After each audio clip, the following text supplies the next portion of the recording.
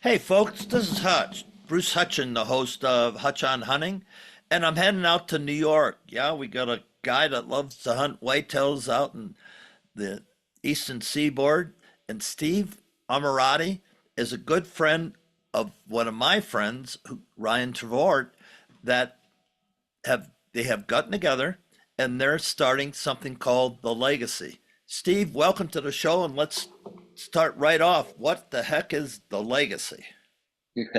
Hutch, thanks for having me. It's a pleasure to be here. The legacy was born out of basically how I felt, how Ryan felt.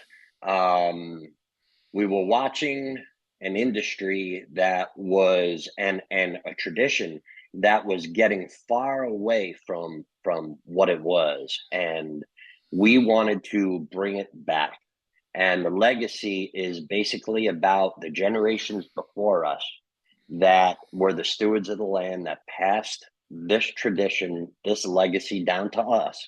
And now it is our turn to pass it down to the next generation and teach them how to pass it down to their next generation so that this will always be there for everyone. And you're doing that on YouTube, or are you doing that on your own channel, or Gen That 7, or how are you doing it? we will be it the show will be on YouTube. Um, it will. We're going to. We have all major platforms. We're on Facebook. We're on Instagram. We're on TikTok. We're on all major um, social media platforms. But YouTube is going to be where the show is. The episodes will vary. We've already got a lot of footage in the bank right now that is being edited as we speak. That these episodes will come out, and the hunts that we have planned coming up in the future for this coming season is going to be great. And also, we're going to be doing off season stuff too, prep work, food plots, stuff like that.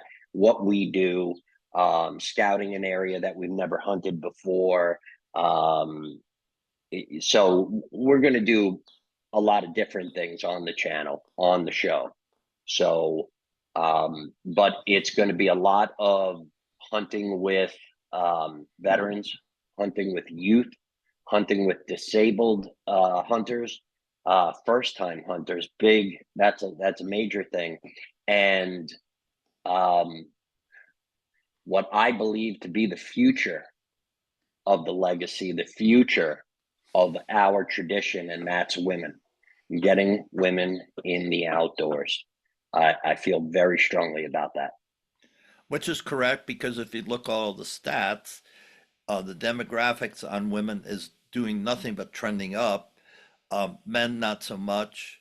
Kids, I wish it was more, but it's not. So women, and I have a number of friends. Mia Anstein is a big proponent of that, and Lindsay Persico, just a Mhm. number of ladies out there, Lanny Barnes, that are promoting women in the outdoors and doing a heck of a great job doing it. One thing I wanted to ask, let the people know, I'm a disabled vet, and Mhm. Ryan, I had him on my show, oh, a month and a half ago or so, and he invited me to go with him and Steve and do an elk hunt. And I hunt with a crossbow. I'm not as mobile as I used to be, so I don't do 5 miles or 10 miles a day anymore. So Ryan's going to find me a saddle, and I'm going to sit on the saddle. And if I'm not sleeping, hopefully an elk will come by and I'll shoot the sucker. Well, I'll tell you what, Hutch. We've already found that saddle, I know you and have. I've seen and we pictures. know we know that there are elk in the area, and Ryan went out. He did a lot of prep work already, so he's we know what's an area. We've seen the sign, and we're gonna have a great time. I cannot wait. It's gonna be fantastic. It's you got to remember something. I am not used to. I've only been to the higher elevations 3 times, and One was just happened. We were in Wyoming turkey hunting for Right. Miriam's, and the other two were for elk and mule deer. And the first time that I went, let me tell you, I have walked miles. We've got mountains here in New York. We've got no, nothing, nothing prepares you for hunting and hiking those mountains at over 10,000 feet. It was it was something else, I'll tell you. But what a great time! What a great Yeah, time! that saddle I think is around 9,000. I don't think it's at 10, I don't think. Yeah, it's around. It's a little below. It's around 9,000. Yeah, The spots where Ryan and I will be going to, they're up over 10,000. right. They're a little further up, but it's funny that you said that you're going to be hunting with your crossbow. Well, Yes. you're not the only one that is handicapped in that sense, because I will be hunting with a crossbow also. Um, 37 years in construction, and you know bad wrist, nerve damage, torn chip bones, my shoulder, my back from my neck to all the way to my lower back is just really bad. It makes it, I can't draw the bow back anymore. And when I went down, the only way I could draw a bow back is under the weight. And when I did, the shake was so bad. So there was no way that I could ethically hunt with a bow anymore. And it's a shame, because I loved it. It was one of my passions. I've been shooting bow since I was 6 years old. Wow. So my father was the president of a rod and gun club, and we were shooting archery at a very young age. And I shot tournaments. I shot, and I've hunted from the first time that I could. I've hunted with the bow, and it was my favorite. But at least the crossbow allows us to get back out there. It allows me to And stay out there. exactly, exactly. Well, that's the funny part, is it allows us to stay out there, but it also allows a lot of guys. We deal with that here in New York. A lot of guys, they couldn't hunt with the bow anymore. So what did they do? They just didn't hunt, because Right. you can't hunt with a crossbow. And well, you can. There is a 1 week um, uh, crossbow season right before opening of rifle, that you can hunt with the crossbow. But it's a shame, because we need to get those guys back out in the woods. Right. And we mentioned the women and youth, and so it's a lot easier to introduce a lady or youth with a crossbow. There's no question about it. It's a lot Absolutely. easier to get them hunting, get the experience, get sitting in the stand, seeing how the deer move, their behaviors, all that you can observe. And if you're fortunate, you can take a deer. So once you get that, you say, okay, I'm going to go to a compound or a stick bow or Hmm. whatever you choose. Now, one thing I was going to mention, if you're coming to Colorado to shoot um, an elk, to hunt elk with us Hmm. together, then you need to get that permit. I Have you have it. done that? Yeah, I have it. Okay, okay. Because Yep. I've got a lifetime, handicap license in the state Hmm. of Colorado, state of Arizona, um, Idaho. I think most of the western states that Right. require that, I already have that. Like Right. Wyoming, you don't need that. You can hunt with a crossbow. Right, exactly. Certain states, like I didn't need it for Illinois, Indiana. That you're allowed to hunt with the crossbow during the archery season. I needed it for here in New York, so I have my ADA Right. here for New York and Colorado. So I, Um, I would just mention that to people. Crossbows are great. They work. They keep me afield. I use an Excalibur because it's simple.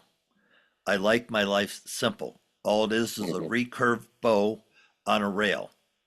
Yes, it's deadly. Yes, it shoots like a rifle because you cock it and then you put the safety on. And then when the animal comes by, you take the safety off aim. I use a red dot. I don't like, personal choice, I don't like scopes on my uh, crossbow because I want it to acquire the target really quick. It's just like, Mhm. why do you have red dots on your pistols? For target acquisition. That's the way I Right. look at it. And so, but if you're planning coming to Colorado, it's a process that you have to go through your doctor. Then you have to submit it. There's a form at Colorado Parks and Wildlife, and you know, look it up and get it, and come to Colorado and hunt, and we welcome you. I live in Colorado Springs, as most people know, and we welcome all you people uh, coming out. Now, Steve, you mentioned your dad was at Rod and Gun, so you've been in the hunting community for a long time. You were Yep. in contractor, long time. So, what do you see the future of hunting? That's Hutch, that is a tough question because I want to say that it's going to flourish and more people are going to realize what the uh, what the outdoors has to offer, what hunting has to offer, um, what it teaches. Um, I want to be able to say that with certainty that it's going to be there forever. But the problem that I have is there are too many hunters, outdoorsmen that are fighting amongst themselves, that are putting each other down, that are casting their opinion as on someone else as to that's what they should be doing. And I think it's hurting. It's hurting our legacy. It's hurting our tradition. It's turning people away. And everybody needs to realize that we all need to come together. We're all hunters. It doesn't matter what you do. And I have this argument sometimes with people, and I try to get them to understand it doesn't matter if you're that guy that walks 50 yards from your truck and you sit in a blind or a tree stand and that's how you like to hunt your deer, or you want to go ahead and you want to spot and stalk for miles walking through the terrain. And if that's your style, that's what you love to do, then do it. But that doesn't mean everybody has to do it. And it doesn't mean other people are wrong for the way that they hunt.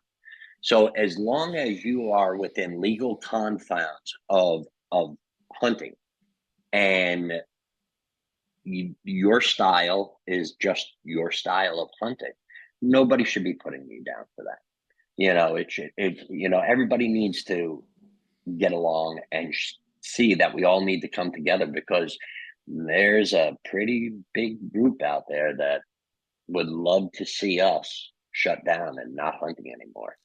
And that's And what Save the Hunt Colorado is. As you know, there's a potential ballot initiative in November that will ban hunting of mountain lions and bobcats. mhm, And that's mhm. a ballot initiative. A couple of years ago, we had a ballot initiative to reintroduce wolves, and the hunters didn't come out, didn't support, or didn't vote. And the people that have no wildlife management experience said, "Oh, yeah, that's great to have wolves. Hey, I'm the first guy in the world. I love wolves. Have hunted wolves, I have killed wolves, and I have listened to wolves. When I'm up in the Yukon, I'm up in the BC, I'm up in Alaska, and I hear a wolf howl, I know I'm in wilderness. Absolutely. And it's a wonderful feeling, it's a wonderful sensation. So I'm not anti wolf, but I am anti no management, no scientific management of all predators, and for I that matter, agree. all species, because we have to manage it. There's something called the North American model of wildlife conservation. For 125 years, it's been a beautiful and wonderful model, and we have more deer, more elk, more turkeys, more and more and more because of that model today and the great job that the DOW's Department of Wildlife have done throughout the country. And you might say, well, they don't do this, they don't do that. Okay, that's a point that gets exactly to what Steve said. They are doing the best job they can in the political climate that they operate on, but they're trying to manage it by species, by scientific facts. And Save the Hunt Colorado, if you're listening to this, we need your support. If it's $1, 50 cents, it doesn't matter because we have to defeat this. Because if we don't, in Colorado, this is the proving ground for the antis that they'll say, huh, we did it. We did it with the wolves. We did it with the cats. We can go into any state we want. We know how to do it, how much money is it going to take, and we'll get people who live in suburbia to support this through lies, not facts, and we will end hunting in America within 10 years. It'll be over if they continue to do it. There'll be no more hunting, folks, no more field to plate. The only way you'll be able to hunt is if you got the land, then you figure it out. But Yeah, if you don't well, have land, you're right. and I'm talking 40 acres, maybe out east, where deer will roam, or 100 or 1,000 acres out west, then you're not going to have field to plate. Period. Well, you are absolutely correct, Hutchman. And I'll tell you right now, if you think that it can't happen, you're sadly mistaken because it can happen. I mean, let's take. I want you to look at our state for a second. Good old New York. I mean, and I'll tell you, I didn't grow up in the city. I grew up on Long Island. I grew up. What part? I grew up in North Great River, and which is right next to Central Islip, Islandia. Yeah, in Um, Suffolk County. yes, in Suffolk County, Yeah, correct. I went to high school in Massapequa. Oh, no kidding. Yeah, kidding. No kidding. South No America Road. kidding. I Wow. lived South America Road. Oh, okay. Okay. Excellent. So we were So you neighbors. you absolutely know. And I'll tell you one thing about New York is a lot of people ask me, why don't you just move out of the state? And I'm like, you know why I don't move out of the state? Because everything that I possibly could want in a state, other than the politics, is here. I'm surrounded by salt water. I could go fishing whenever I want on a charter. I could go out on my, on a boat. I could go freshwater fishing here on the island. I could get in my car and drive to a property upstate, and I'm up in the mountains. And you've got everything, like every type of hunting, fishing, outdoors thing that you would want right here. Problem is we're such a liberal state. We're controlled by a liberal legislature. And what a lot of people don't realize is they point fingers at what you would call, Department of Wildlife, Department of Natural Resources. Here, it's called the Department of Environmental Conservation, the DEC. Now, those guys at DEC want to laugh. I believe that I had told you I'm on the board of directors for the New York Crossbow Coalition, and uh, we fight for full inclusion. We want full inclusion, but we fight for the rights of the use of crossbows. And you were never able to hunt here on Long Island with a crossbow. And it's because of the hard work of the founder of the Crossbow Coalition, Rick McDermott, who unfortunately passed away last year in a very bad accident with his wife. We're carrying on his tradition, and his vision was for full inclusion. And because of the work that he was doing, he realized that it was against the American Americans with Disabilities Act, what they were doing. And because the only way you could hunt with a crossbow here on Long Island was if you were completely incapacitated and had to blow through a tube. No. Yes, absolutely, 100%. And they, when the ADA found out, they filed a they filed a request with the state, and the state turned around and said, "You're absolutely right." And the DEC, now the DEC, they've been wanting crossbow for the longest time, and I know this. I know this for a fact, and they want to improve hunting. They want to put the best stuff that's out there, and they're trying to do the best, like you said, the best that they can. Are they perfect? No, nobody's perfect. No organization, no, especially I'm not government, perfect. is perfect. No, none of us are perfect. And you know, I'll give you a positive. New York, Long Island in general, lost its turkey population in about 1890, I believe. It was about 1890, right about 1900. We've had no turkeys on Long Island. In 1993, the DEC went upstate, trapped 75 birds, brought them down here to the island, released them.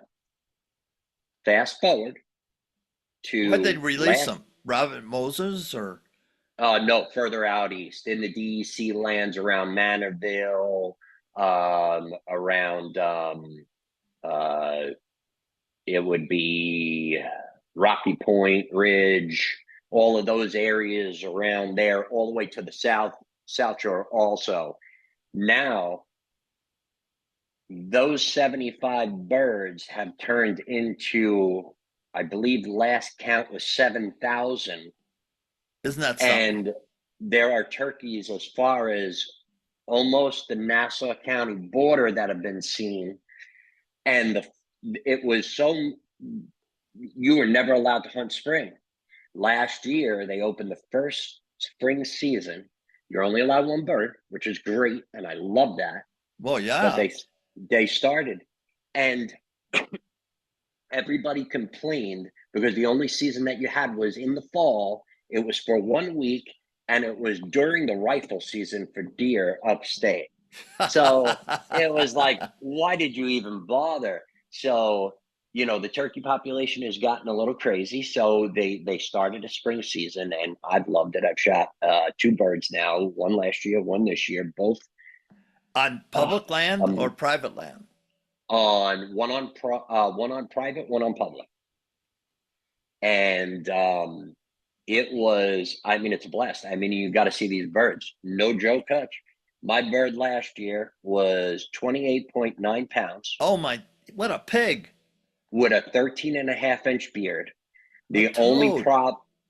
problem was his spurs were only like an inch and a quarter on one side and an inch on the other side. He was fighting. He was a big fighter, but I mean, that's the Tom this year that I took was also 26 and a half pounds with an 11 and 5/8 beard. I mean, beautiful hunting here, and I want to see what the take is this year. But from what I heard, not a lot of guys are getting out there and taking advantage of this. And it's a shame, Yeah, it really is a shame. you know, and that's what we need. So there's your good story, what the DEC does on a Right. continuing basis, that they brought something back that was gone. Now you look at the legislature, people who have absolutely no idea what hunting is, never if you put them out in the wilderness, they They probably die. couldn't find their way out. No, I they mean, die. they would die. Um, they're the ones that are making the laws, which is absolute insanity to me. And they passed a law here in New York that you're not allowed to have contests anymore. and they stopped the predator, the coyote contest that has gone on for decades and decades. And now what they're going to realize is the DEC already knows. I know that they know. They haven't said it, but they know. So many men and women are not going to enter. They can't enter that contest because the contest doesn't exist. So that is going to draw them back from hunting as much as they did and harvesting as many predators, as many coyotes as they could. And you're going to see some really bad things come from that. You're Yeah, the going to turkey, they're see going to wipe out the turkey population. turkey population, fawns, you name it. You're gonna see it. It's not going to be good. It's not going to be good. And But they that's they part think, of the anti-hunting. That's what we're up against in Colorado. That's their yeah, mantra. They got liberals in there that have no idea. They get paid the right money. Yes, I just said that. They're paying them off. They have oh, attorneys with war chests that are huge, and they don't yep, want you and I to hunt. Period. oh, I, Period. I, I, I agree. I agree with you, and that's the craziness of it is, you know, you could see it. It's not like they're even hiding it anymore. No, they don't have When to. when you call their office, you could just see by the response that you get or the lack of response that you get. Doesn't matter. And the sad part about here and just to give you an example of, we were talking before about hunters bashing other hunters or fighting against other hunters. There's an organization that is all about archery hunting, and they have been fighting against having crossbows used during the archery season. And they have spread so many lies about crossbows. And the liberal legislature has just eaten this up, and they think this is fact, and it's not fact. And they won't even give us the opportunity to come in front of them to explain to them what really are the facts, and show them, the proof. Look at other states that have already incorporated this. You know, it has made,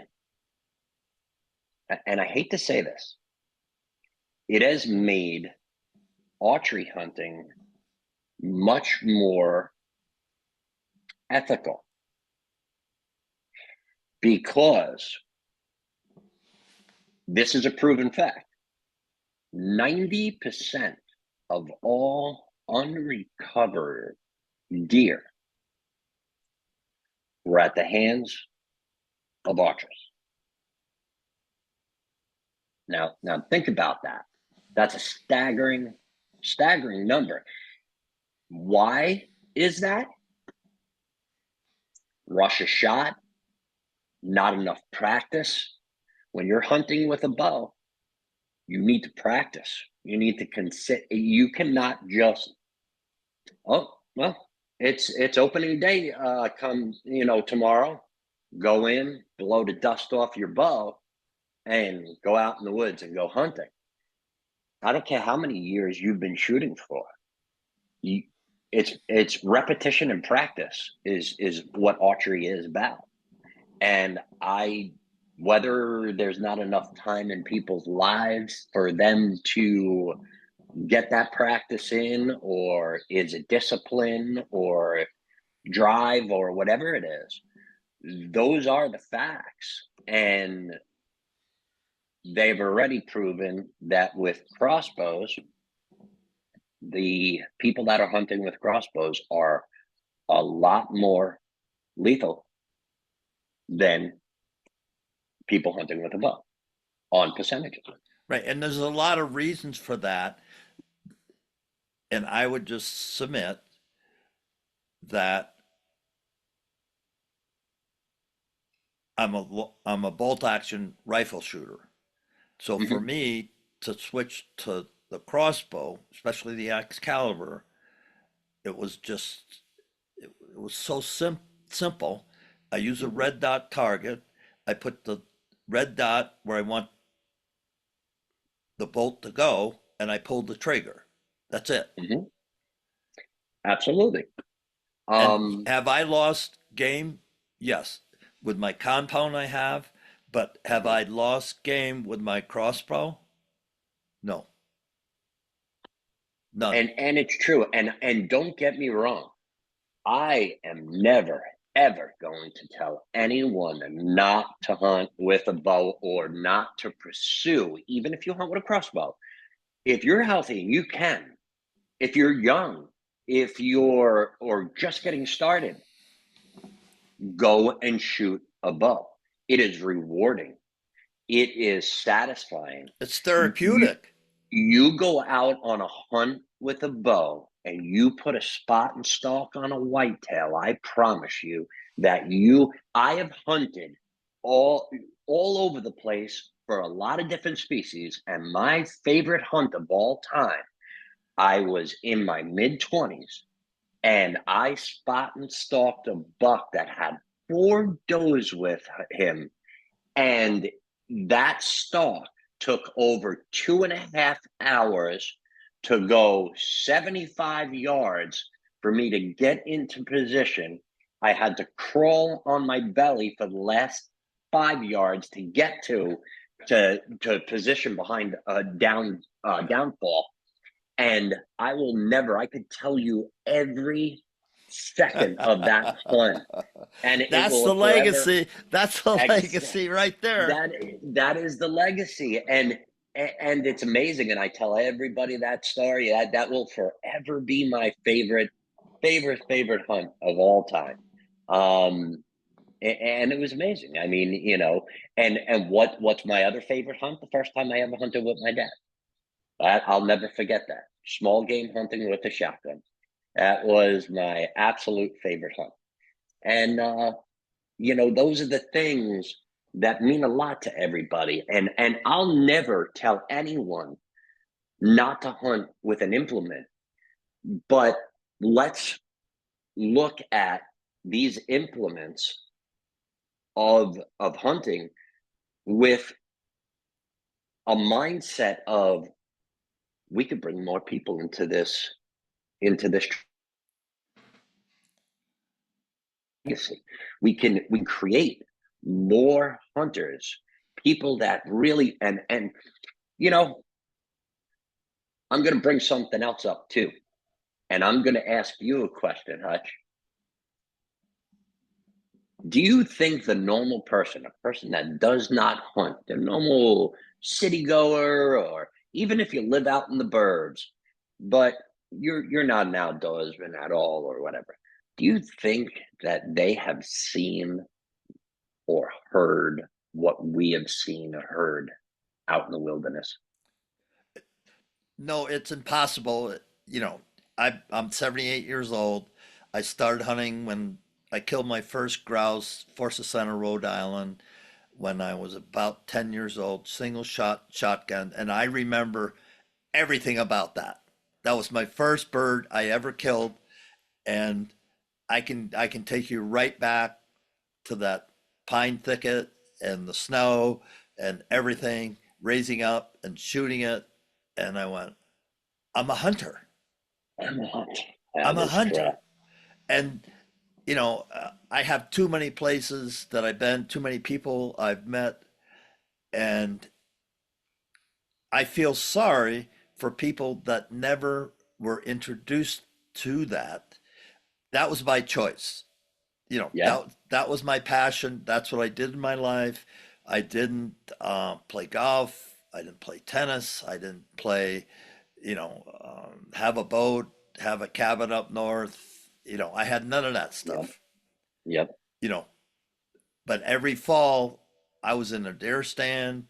When I grew up, I was from Alaska to Ungava Bay in Quebec. Yeah, I've hunted a few places. Yeah, I've spent a Right. couple of bucks. But what I take back every single one of those hunts is the campfire, is the Mhm. travel, the people I've met. That's one reason I'm a podcaster, because I can swap stories. We can talk about all different type of stuff, but I'm Oh, still experiencing the hunt. absolutely. We learn through others. We learn through doing. We learn through listening. I mean, you know, if you're not learning, you're not doing it right. And every time you go out is a learning experience. It's a lesson. Every time you go out, whether you're successful or you're not successful, it's a learning experience. And you also have to take into account what you've seen. So like people may say, well, what do you mean by that? I've seen some of the coolest stuff. I've had a mink walk across my legs and stand right on a stump right to my right and just look at me and just hung out for about a good 2 minutes before it took off. I've had I've watched hawks and eagles crash through the trees and grab game. I've seen bucks battle it out in Illinois where they are just absolute tanks just going at it. I mean, I didn't, here in New York, you get these bucks that, you know, they play around, crash into each other a little bit. No, not like Illinois or Indiana. Those bucks, oof. That's when you got 250-pound bucks smashing each other. It's pretty brutal. But I mean, it's just amazing to see these things. And a lot of people take it for granted.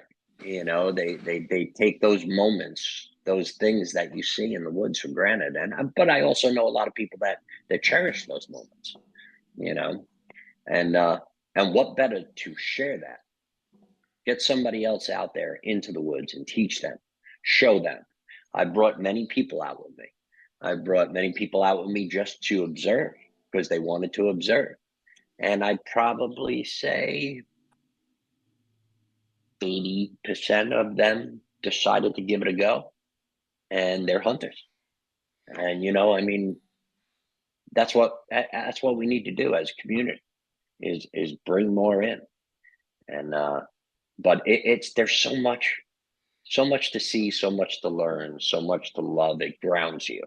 I have never, I don't care what else you do, what else your hobbies are, you get yourself out into the wilderness and you will be grounded.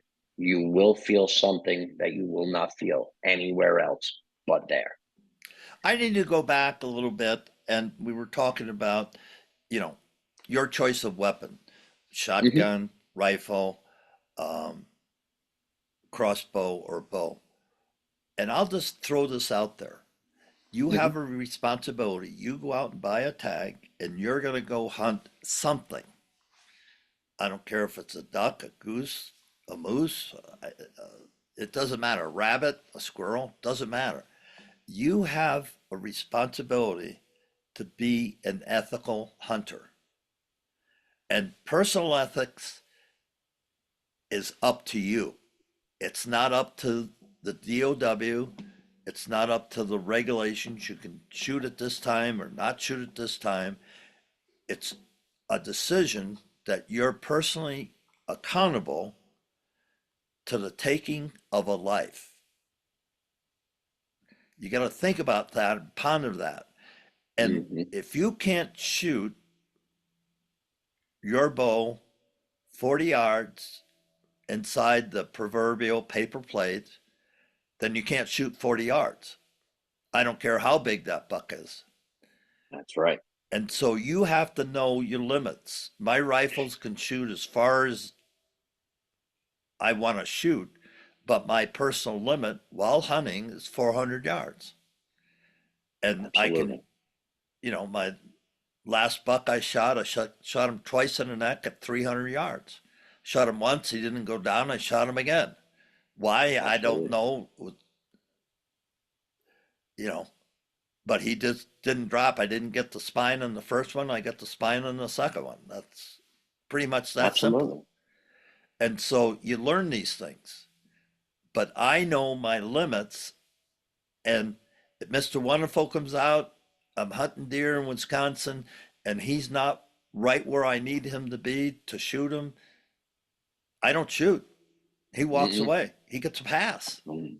And there he Yep. is. You're going, holy fright, you let Mr. Wonderful go by? I said, yeah, because I wasn't 100% certain he was going to die. Right. And what a waste to let the coyotes eat, a Wisconsin trophy deer. Is that a Yeah. 180, 160, 150? And that's another thing. Trophy is in your eyes. As If a soon as you spike said buck, it. if a spike buck and you're 13 years old, shoot that sucker because it doesn't matter.